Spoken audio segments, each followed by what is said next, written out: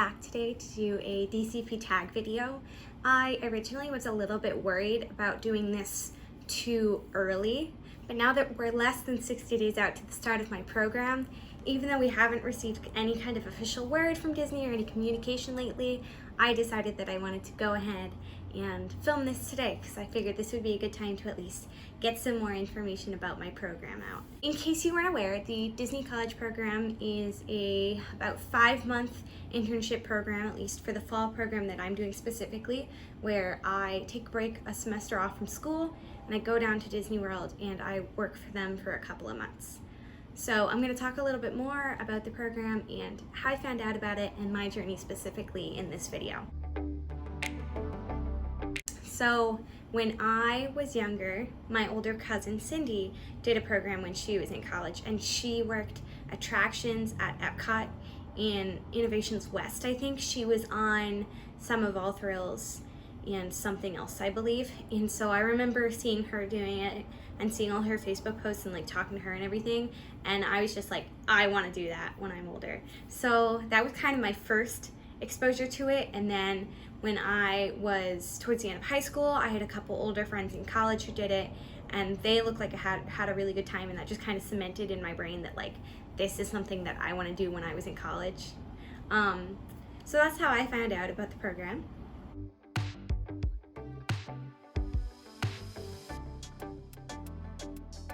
For me, it was pretty smooth. It actually was like surprisingly smooth, and I'll make a more in-depth video about this later.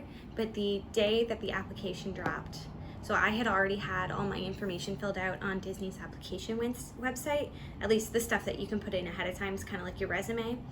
And so the day that the applications opened, I did it right away, put in all my information, and then, so I remember I was sitting in like complex variable lecture, and then so I was submitting it in lecture, and I had my laptop open, and then like less than half an hour later, my application went through and I got a web-based interview right away, which was like insane. And so I took my web-based interview. I was gonna wait and like take it in the library or something, but I decided that I was just not paying attention to complex variables that day. And so I just took the web-based interview in the middle of lecture, which I wouldn't recommend doing unless you've done like a ton of research about the program, but obviously it went fine for me.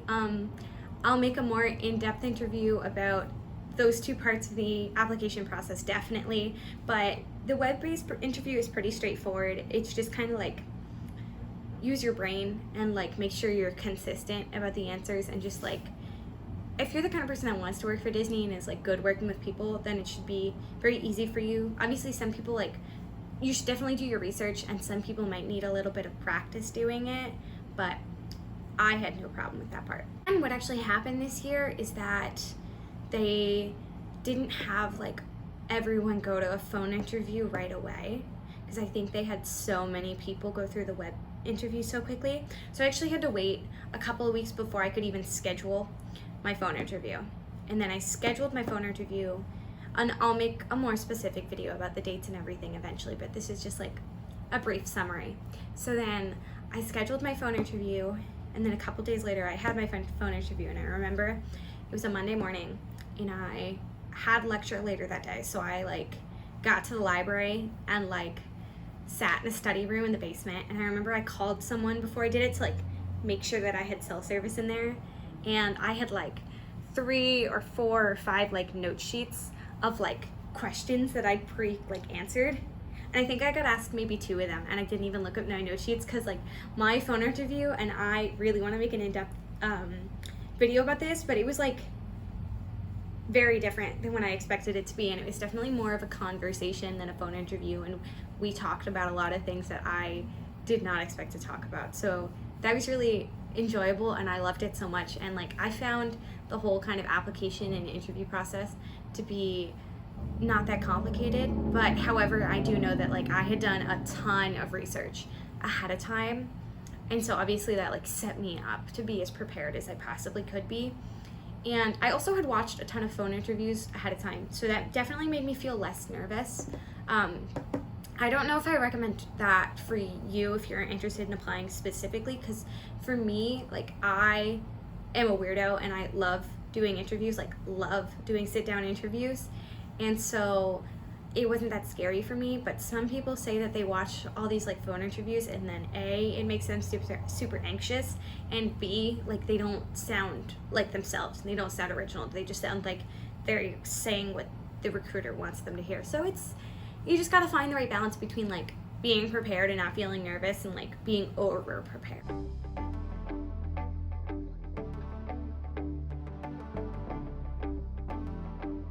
This is a funny story. So at my school, in the like, I guess you can call it the science building, like our floor, we share it with like physics and bio and geology.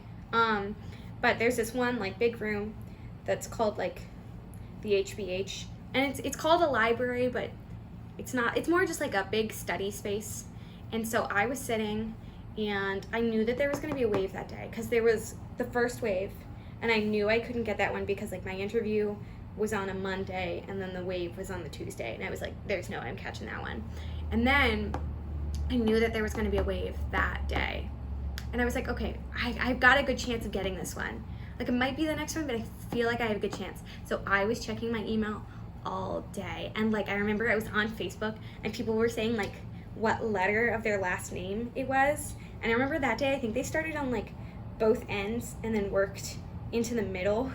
And so I remember I was like sitting there all day like freaking out, and then I was sitting in the HBH and I happened to check my email, and I got the like congratulations email, and I literally screamed. I mean like literally screamed. And so then I was talking to my friends and I was really excited, and then I like went to go down the hall to talk to my advisor to tell him, because he helped me a lot with the application process. And like my professor, who shares a wall with the HBH, like sticks her head out and she's like, "Oh, congratulations, Morgan." And I was like, "I'm so sorry, I screamed so loud." So that was funny, but that was a lot of fun, and that was a really great moment for me.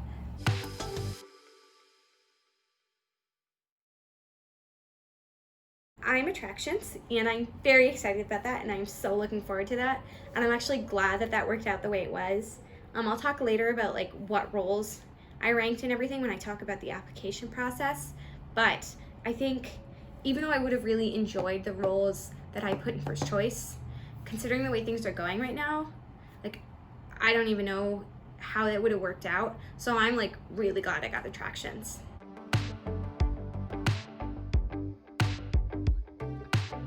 The roommate situation this year is like very up in the air, so I'm kind of just gonna go with the flow of like anything. And to be honest, like as long as I'm down there and doing it, like I don't really care about the roommates right now. But I do have one girl that I've been talking to for a while. Her name is Sarah, and she's gonna do YouTube too, so hopefully we can make videos together, and it's gonna be so much fun. But I think I just like sent a message in one of the group meets I was in, and I was like, hey, is anybody with a 1/7 departure date and the same like registration period as me, like is anyone still looking for a roommate?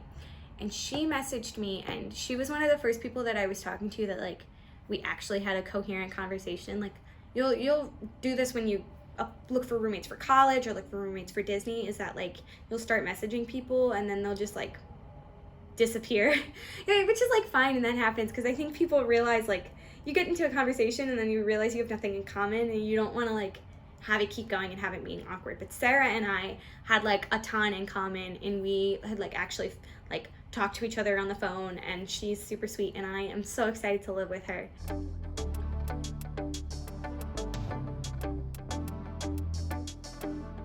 I think number one for sure is my dog, my boyfriend's cat and dog, because oh, I love those little fur babies so much.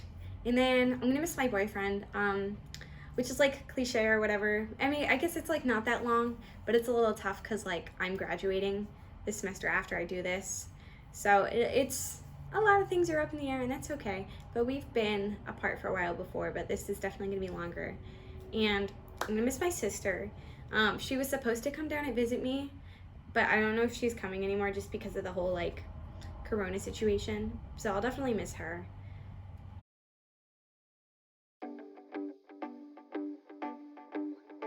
If we're talking Walt Disney World, then Epcot is my favorite. However, I have not been to the parks in Disney World since 2015. So that was pre-Pandora, pre-Galaxy's Edge, pre-Toy Story Land. So I have a feeling that Hollywood Studios might become my new favorite park. And I just really haven't been to Animal Kingdom that much because like last time I went, like it used to be like, oh, you do like a half day Hollywood Studios, half day Animal Kingdom, because there like wasn't enough to do. And now it's like not like that at all. So it's been a while. But right now, like I would say Epcot. However, I really liked Disneyland Paris. It's just like, if you've ever been, especially the like Disneyland Paris and not whatever their Hollywood Studios is called, it's just so well themed, and their Space Mountain is by far my favorite Space Mountain, but maybe I'm saying that as like a person who likes steampunk as a person who likes steampunk aesthetic, and also their castle is so pretty, and like you can go on the inside and like under it, and like they've got like a huge like Maleficent dragon. It's so cool.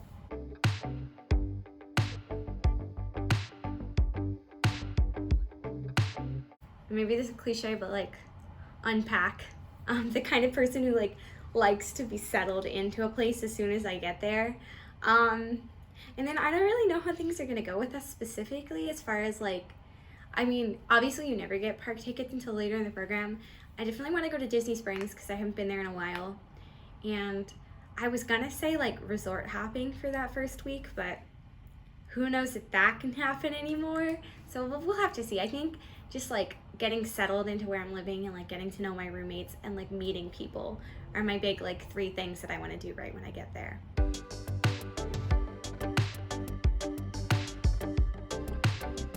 So this is another thing that I don't know if we can do anymore, but my like number 1 thing that I totally want to do is like one of the dive quest programs in Epcot. So I'm not scuba dive certified, so I can't do like the big one, but I either want to do the one with the dolphins or the one where you go snorkeling. It's just one of those things I really wanted to do for a long time, and I didn't even know why. Like, it's so like my number 1 thing I want to do, but that's my number 1, and I don't know if we'll get to do it.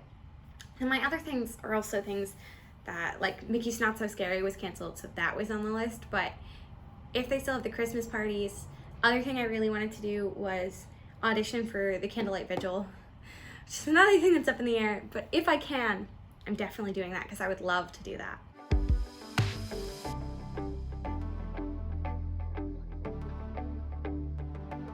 I'm just like so excited to work in the parks and to make magical moments with guests and like have that foot in the door with the company.